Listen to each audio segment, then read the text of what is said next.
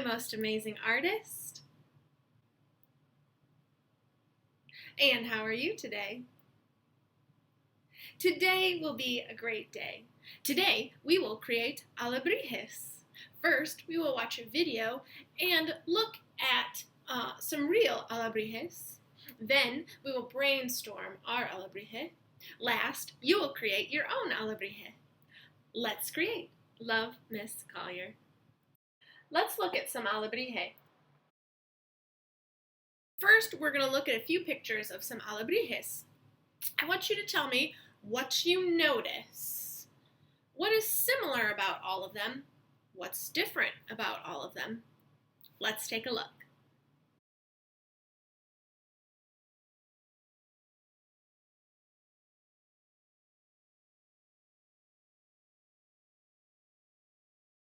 What did you notice that's similar about these alebrije?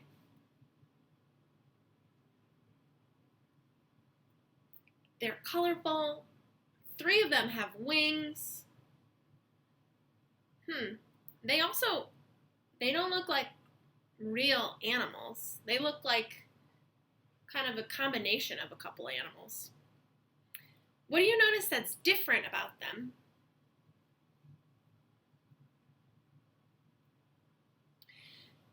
Yeah, right. Some of them have wings and some of them don't, and they're all different animals. You might notice that the one in the bottom corner, the bottom left corner, is from a movie. It's from the movie Coco.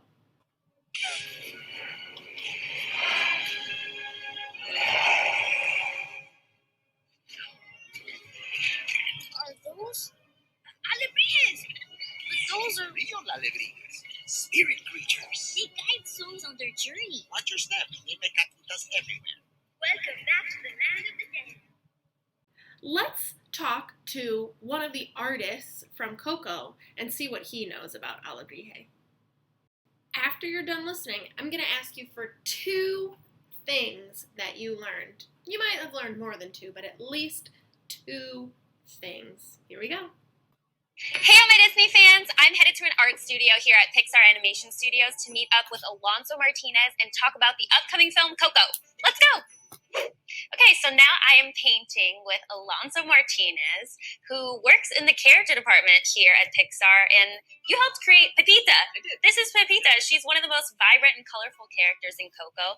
Can you tell me about her? Because I know she's an alebrije, and I didn't know what that was before, but you know a lot. Yeah, definitely. So alebrijes are a Mexican folk art that has been around since the 1930s. It was created by a guy named Pedro Linares. And he was a piñata maker. And one day, he started dreaming about these crazy, colorful alebrijes. They were chimera animals. They were like mixtures of animals. And then slowly, throughout the years, it's actually become one of like Mexico's like well-known folk art, which is super crazy. That is so cool. Yeah, and since I was a kid, when I lived in Mexico, I've been kind of collecting, like, for example, these guys. And I have a huge collection at home. These are yours? Yeah, these are mine. Oh, yeah. that's awesome. Yeah. Mm-hmm. The reason why we chose Pepita is because she's a jaguar, which is a very powerful animal in Mexican mythology. I love alebrijes so much, and there was a couple of things that I could kind of point to and be like, actually, I think they would, the local craft or like the art that has been made up until now, I think that they would make a decision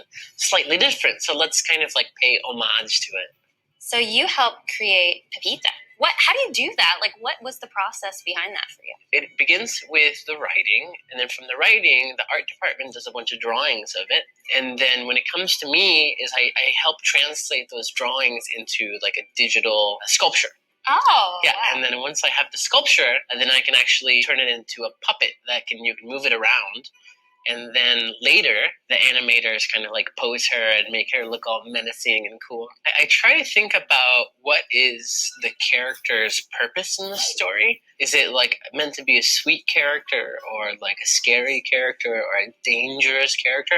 And thinking about that really helps me make all of the small decisions. Like, for example, if it was a villain, then I would try to put pointy things everywhere. Oh. Yeah. So, for example, like when you think of like a snake, you think of the points in the teeth, you think of the points in the tongue. Everything is dangerous to like even touch. Mm-hmm. But if you want something to feel like friendly, then you do a bunch of round shapes, like Doug from Up, or like Miguel's actually, he's got a pretty kind of like roundish face. Yeah, and then in every single part, you can put some of that personality into it. Wow, so it's like such specific fine details. Yeah. Pepita, for me, my part of it, which was the modeling and the rigging, probably took about 6 months. 6 months. 6 months. Wow. Yep, and I would work on it much longer if I could. Alonso, it has been so much fun getting to learn all about Alebrije from you and the film, and I cannot wait to see it. But before I go, do you mind if I just finish painting? Not at all. I'm going to be here. Okay.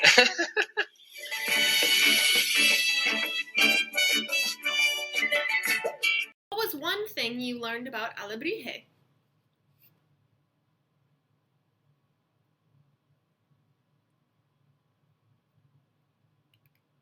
Interesting. What was the second thing you learned about Alebrije?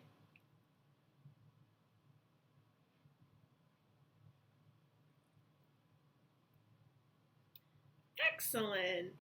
What I thought was cool was that he talked about the Mexican man who created Alebrije. His name is Pedro Linares, and around the 1930s, he got kind of sick, and he had weird dreams. Have you ever had weird dreams before? Yeah, me too. And he had these weird dreams and saw these amazing, fantastical creatures. And he decided to create them as sculptures and used paper mache to create them. We're not going to use paper mache today, but we are going to create our own Alebrije in the style of Pedro Linares in this Mexican folk art tradition. So, another important thing about our Alebrije is that they are a chimera animal. Chimera.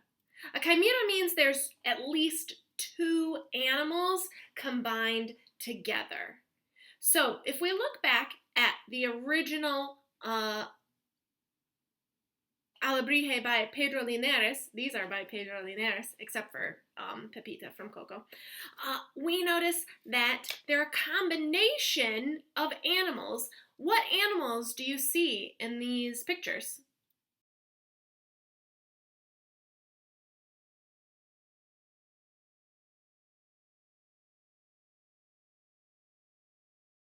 What animals did you notice? Yeah, I saw a bat in the top right corner. Pepita is a jaguar and an eagle. I see some other wings, so maybe there's another eagle, but maybe the one in the top left corner looks kind of like a rooster or a chicken to me. Yeah, so when we're creating our Alebrije, first we're going to have to pick at least 2, if not more, animals that we can combine pieces from these animals to create a new creature. This is an owl. What kind of character traits do you think an owl might represent?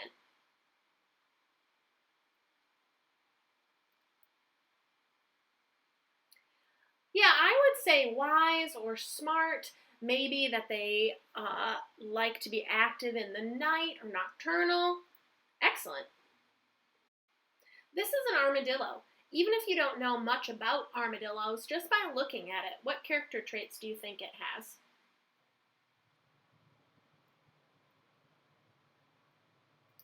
Yeah, armadillos have a really hard shell, so maybe they're shy or tough or protective. What character traits would you give this bull?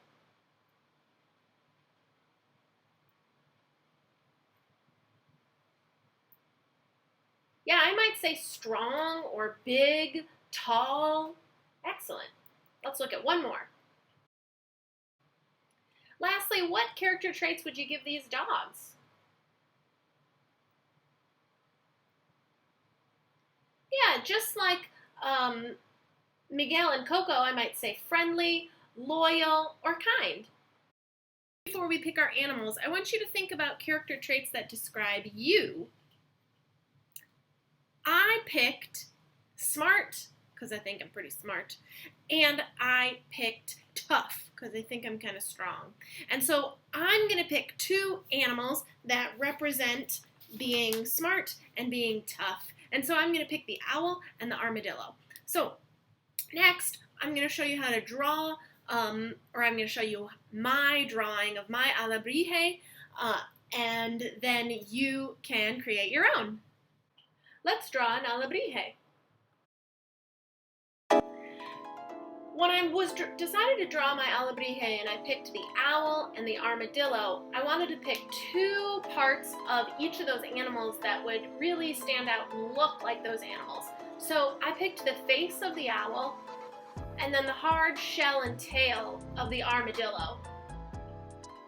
I looked online and I Googled easy drawing of an owl and easy drawing of an armadillo to get an idea of what an armadillo and an owl should look like to help me draw.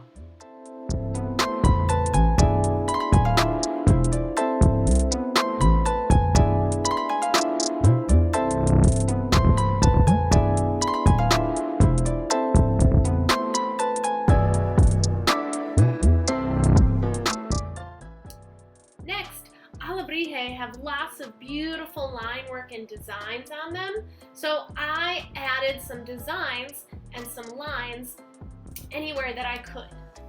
Some simple lines, you can create straight lines, curvy lines, little dots, and just create simple designs within the spaces on your animal.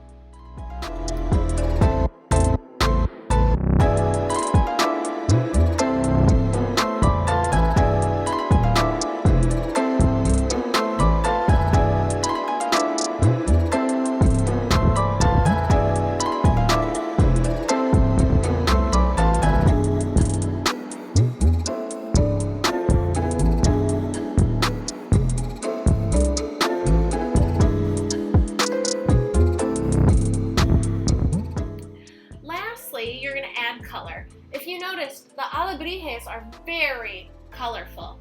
I decided to use colored pencils and markers because I have them both. You can use whatever you have at home, but I used the markers in places that I really wanted the color to pop, and I used the colored pencils to give some contrast so that I had some places that popped and some places that were a little less bright.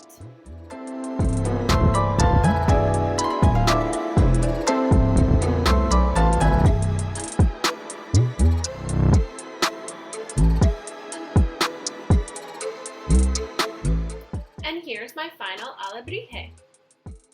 To see what your alebrije looks like and how it represents you. If you have any questions, make sure you email me or leave a private comment on the Google Classroom assignment, and I would be happy to set up a meeting with you and help you. I can't wait to see what you create. Bye!